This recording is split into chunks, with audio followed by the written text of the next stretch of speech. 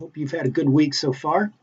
I hope also that you're enjoying our discussions, our conversations on the Gospel of Luke. We're moving into Luke chapter 7 this week, and we find some more very interesting revelations from Luke. In particular, Luke is going to reveal some things that tell us more about just, in fact, who Jesus is, who he claimed to be, who people saw, what people saw in him, and so forth.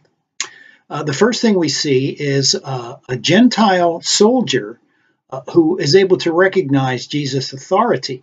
Very interesting way that he comes to faith is by recognizing authority when he sees it. Second, we see Jesus' compassion on display when it seems kind of spontaneously Jesus just raises up a widow's son from the dead at a funeral, oddly enough. And there seems no other reason for it than Jesus acted out of compassion for her. He really cared about what was going on. The next thing we see is through John's questions, John the Baptist's questions, we find out that Jesus has fulfilled some Old Testament predictions. John sends some of his disciples after apparently he's heard a lot of reports about what Jesus is doing and all the stuff he's been doing along the way, the miracles and so forth. And John wants to know if you're really the one we've been waiting for. And Jesus tells John's disciples, just go back and tell John what you see. And Jesus quotes from some Old Testament passages that are very revealing about Jesus' work and what he's doing. And finally, because of Jesus' encounter with a sinful woman, Luke reinforces what we've already seen in Jesus' work. His most important mission was to forgive sins.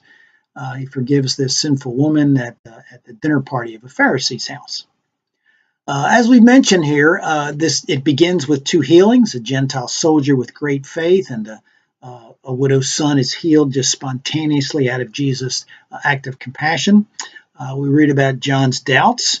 And you may want to think here about just the important role that these fulfilled scriptures play in the life of Christ and in the life of those who eventually came to believe in him.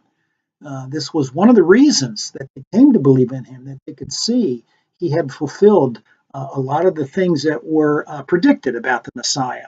So this little story about John's disciples coming to Jesus plays a pretty important role in trying to define just who Jesus is. And we have this little discussion that Jesus has here near the end of that, actually right in the middle of that chapter, about what I like to call the lost generation. Jesus will talk about John the Baptist here, and then he will also talk about how some people responded and some people didn't. And Jesus goes on to describe one particular segment of the population who wouldn't respond to John because he seemed to come neither eating nor drinking. He sort of played a funeral dirge, as Jesus talks about this story that he tells. But then Jesus comes eating and drinking, and people still wouldn't believe him.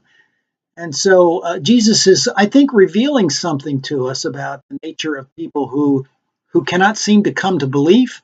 And I'm not personally convinced that the group he's talking about should be reserved only for this group of Pharisees and these leaders, these religious leaders. I think we have a lot of people in society, religious or not, who seem to be able to insulate themselves from any form of an appeal from God. And I think you want to ask why. You want to discuss that and see what it is about people and why they don't believe in Jesus, why these people wouldn't believe in John either. It's kind of an important point Jesus is trying to make here. And of course, finally, we have this last section of what we might call Simon and the sinner. Jesus at a Pharisee's house, a woman comes in and does some very odd things. She seems to be distracting Simon and probably a lot of the other guests. But she's very grateful for Jesus, and Jesus tells a story that is indicative of the kind of person who shows gratitude. And once again, you may want to ask yourself why. Talk about her and see what it is that she does that so catches Jesus' attention. And of course, why it is that Jesus says to her, "Your sins are forgiven," and the role that plays in her faith and the fact that the Pharisees, once again, they're pretty upset with all the things Jesus is doing. So I hope you have a good week and some good discussion in chapter 7. Think more about just who Jesus is and whether or not that really means something for you personally to believe in him. Thanks. See you next week.